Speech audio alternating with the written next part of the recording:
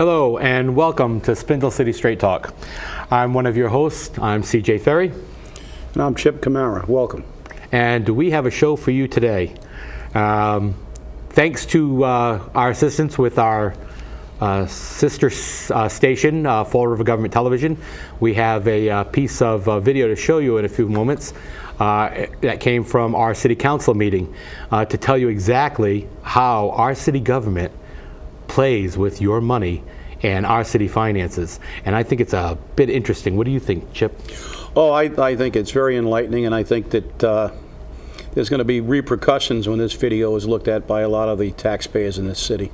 Okay, and if that video is ready, I'd like for you to see it. It's about 3 minutes long, so please don't tune out. Please watch the video and listen to our commentary afterwards. So, if we can go to the video. Just on the free cash, it's $3 million that were surplus revenue. Yep. Which department had the biggest surplus? It was Question, Joe. There's $3 million that's been certified free cash. Right. And I want to know what department had the biggest surplus in it. it was a Just a combination. yeah, it was a combination of turnbacks and higher projections in revenues. Biggest piece obviously was the fire department with the reduction of individuals there, creating a savings with regards to the salaries in that line item.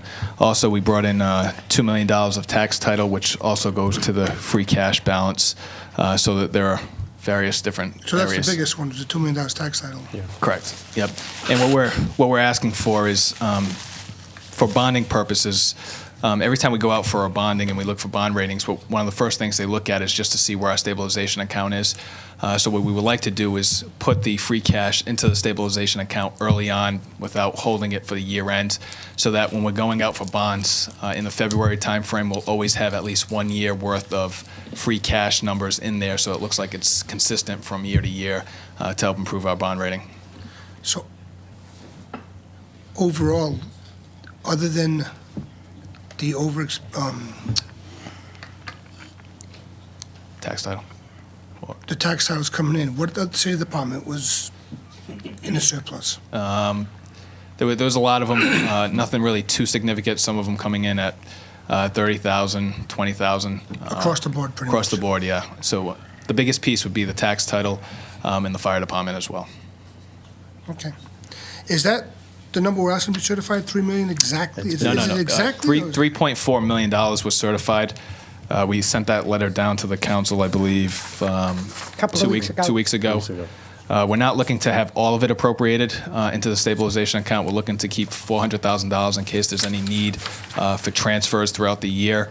If there are not any transfers, obviously we'll come back down to the council before the end of June 30th. Are you keeping it in what account? It just Pooled cash. In free cash? sits in a free cash. Pooled cash. Pooled cash. Pooled cash? Yeah, just How the- much is in that account? That would be, It's- if you approve the transfer tonight, Council, it would be the 414,000. That's it? That's it. All right. What's the advantage to do that instead of putting it all in the stabilization fund?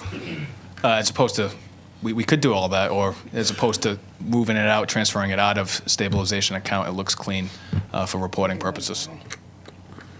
Okay, so strictly make it look as if Correct. there's nothing there.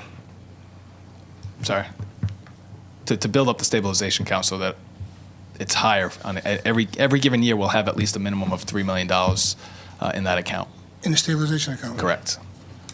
So that when if the council, if we are required to use free cash for budgeting purpose for any fiscal year, you'll only have about a 4-month period where that money would be reduced and then again replenished in the October-November timeframe when free cash is usually certified.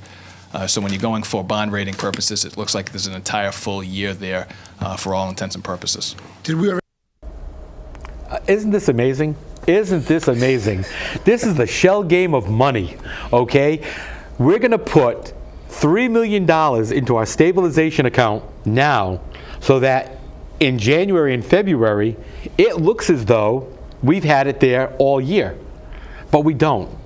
And our pooled account only has $14,000 in it until we put this $400,000 in from this 3.4 that's been certified as free cash. And the other big thing is, if you've got all this free cash, you're obviously overtaxing the citizens. I mean, I don't know what to think here. It's amazing. Well, it's pretty evident that the city is overtaxing because I've been taking a few notes here. Number one, he talks about higher projections. That's how they got some of the free cash. Few people don't know how free cash is certified. At the end of the fiscal year, the state takes money that's not expended in the budget and certifies it as free cash. So what these higher projections mean is basically they project higher bills than they actually have, higher liabilities than they actually have, and these things are used to raise your tax rates. And in fact, they don't fill positions for necessary services, i.e. the fire department. And I will remind all of you, in anticipation of next year when the SAFER grant isn't renewed, and they come to you and ask for 2.5 override to fund firefighters, we will play this tape again for you next year.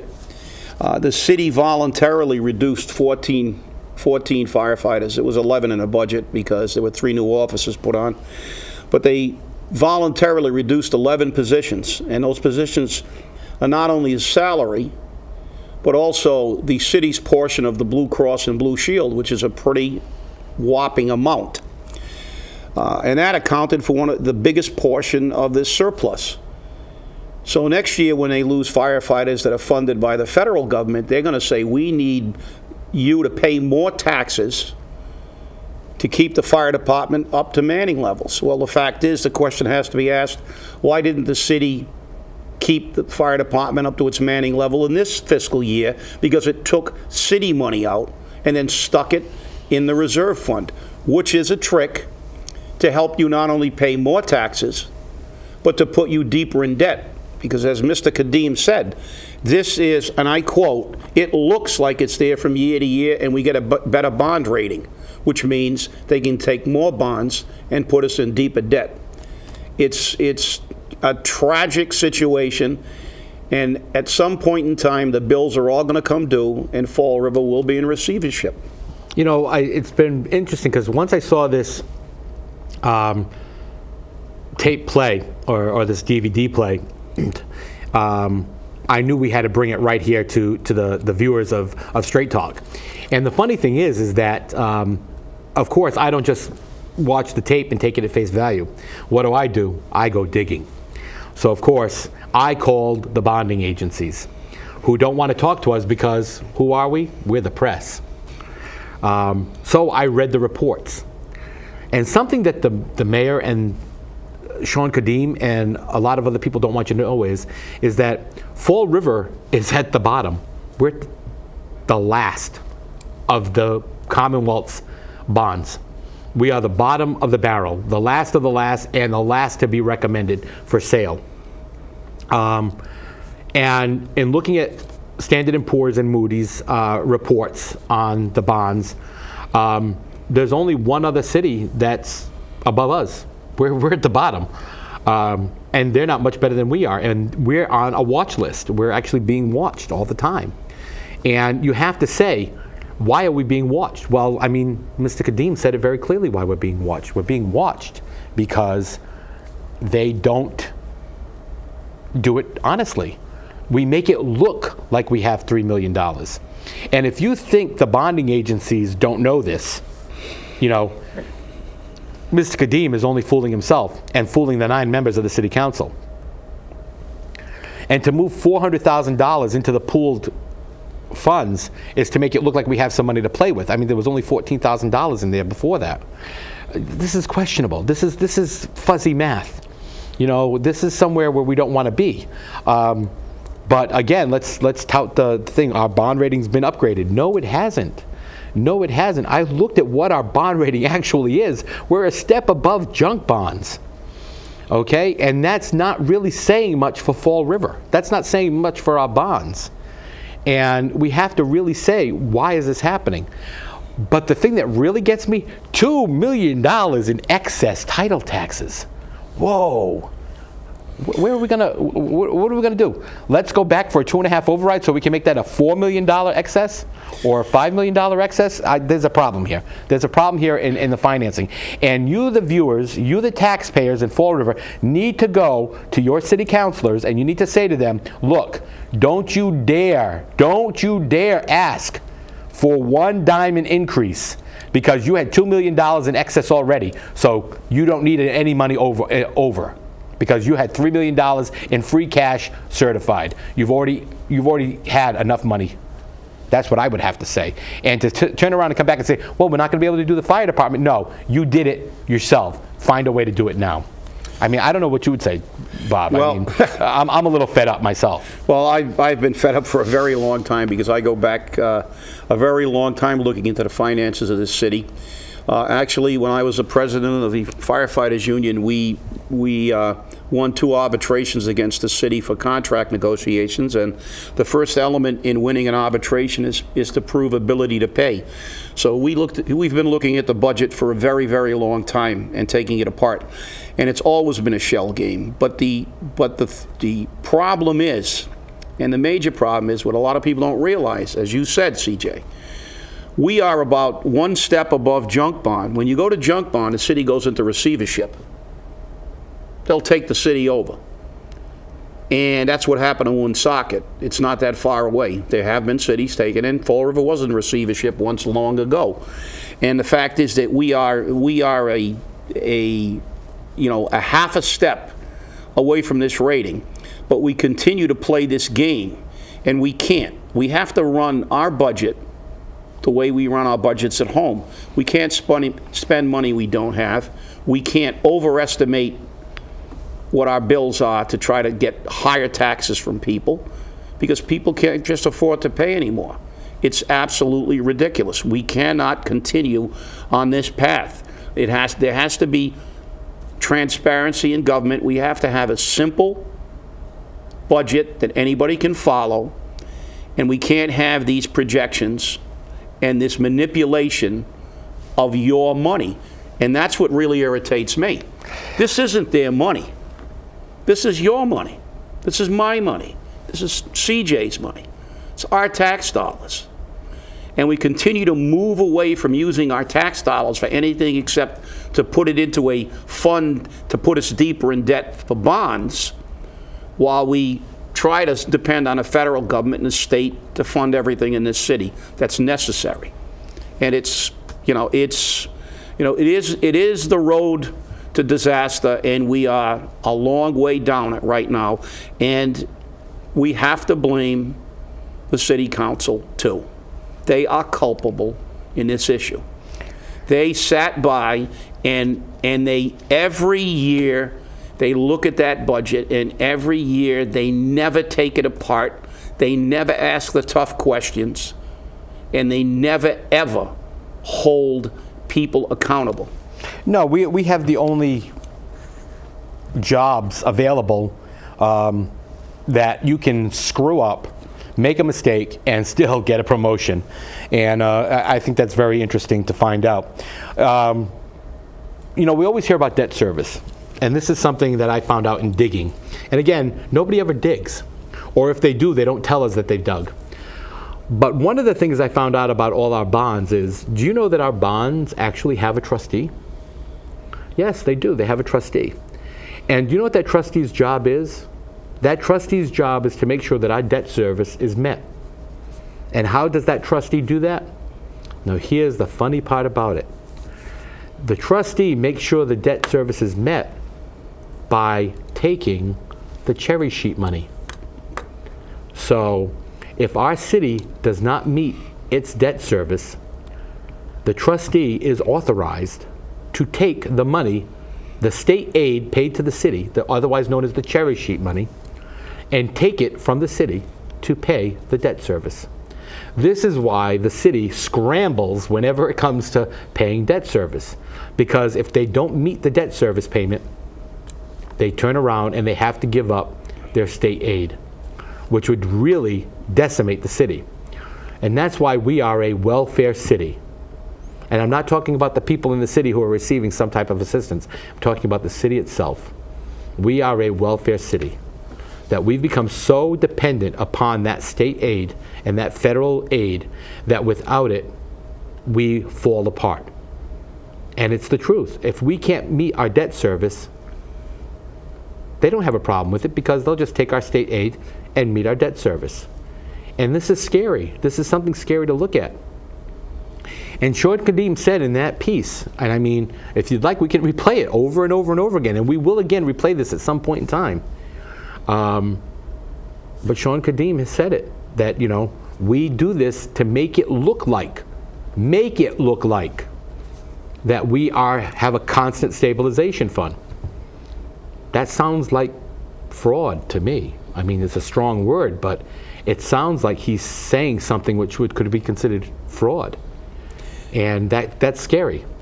Well, I'll use an even stronger word, malfeasance.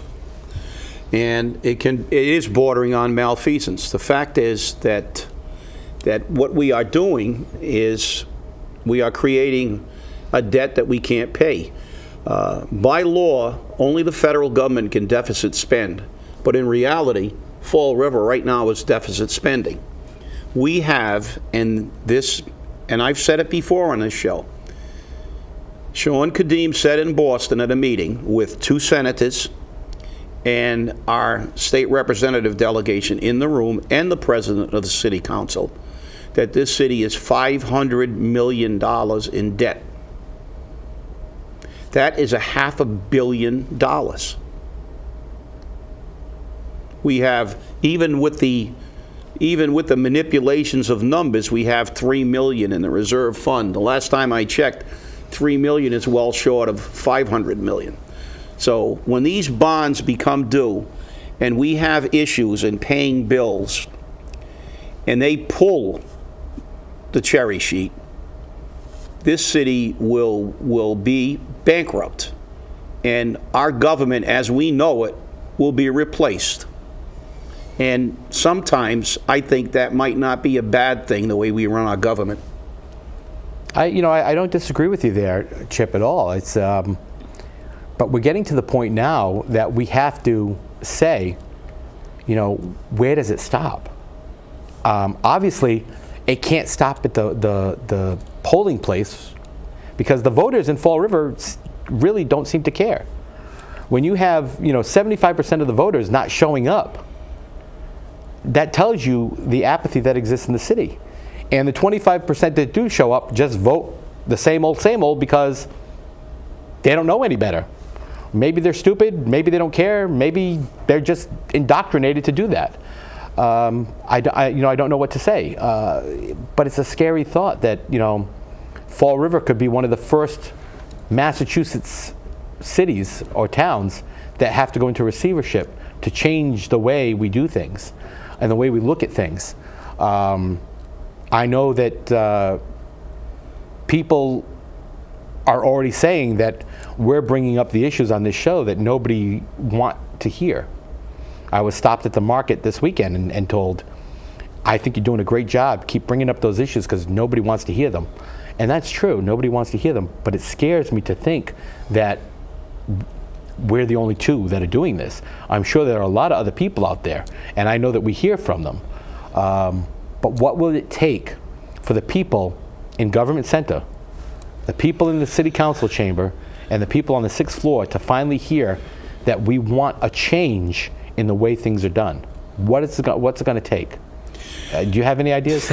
Well, unfortunately, as we can see from the last election, with 75% of the people not going to the polls, it may take receivership to wake people up, because as I have said before on this show, and I always say, I love quotes, and as Napoleon Bonaparte once said, there are 2 levers that move men.